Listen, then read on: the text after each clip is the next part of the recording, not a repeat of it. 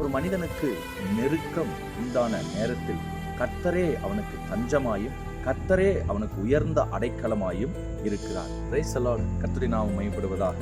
அதிகாலையின் ஆசீர்வாதத்துக்கு உங்களை இயேசுவின் நாமத்தினாலே வரவேற்கிறேன். நம்முடைய பரிசுத்த வேதாகமத்தில் சங்கீதம் 59:16 நாம் வாசிக்கும் போது, நானோ உம்முடைய வல்லமையை பாடி காலையிலே உம்முடைய கிருபையை மகிழ்ச்சியோடே புகழுவேன். எனக்கு நெருக்கமுண்டான நாளில் நீரே எனக்கு தஞ்சமும் உயர்ந்த அடைக்கலமும் ஆனீர் என்று வாசிக்க முடியும்.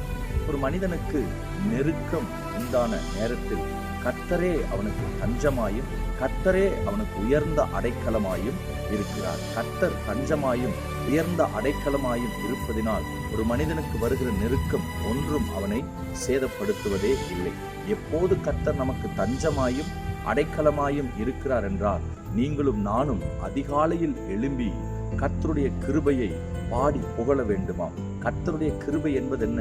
தகுதியே இல்லாத நேரங்களில் அந்த கிருபை தான் உங்களையும் என்னையும் தாங்கினது, தப்புவித்தது, ஏந்தினது, உயர்த்தி வைத்தது. அதை நினைத்து கர்த்தரை நீங்களும் நானும் காலையில் எழும்பி பாடி புகழும் போது, நெருக்கம் உண்டான நேரத்தில் கர்த்தரே நமக்கு தஞ்சமாய் இருந்து கர்த்தரே நமக்கு அடைக்கலமாய் இருந்து அந்த நெருக்கம் நம்முடைய வாழ்க்கையில் ஒரு சேதத்தை வரவிடாதபடிக்கு தடுத்து போட்டு கர்த்தர் உடனிருந்து நம்மை ஆசீர்வதிக்கிறார். ஆகவே காலையில் எழும்பி கர்த்தருடைய கிருபையை பாடி புகழுவோம். இப்படிப்பட்ட ஆசீர்வாதத்தை பெற்றுக்கொண்டு ஆசீர்வதிக்கப்படுவோம். ஆமென்.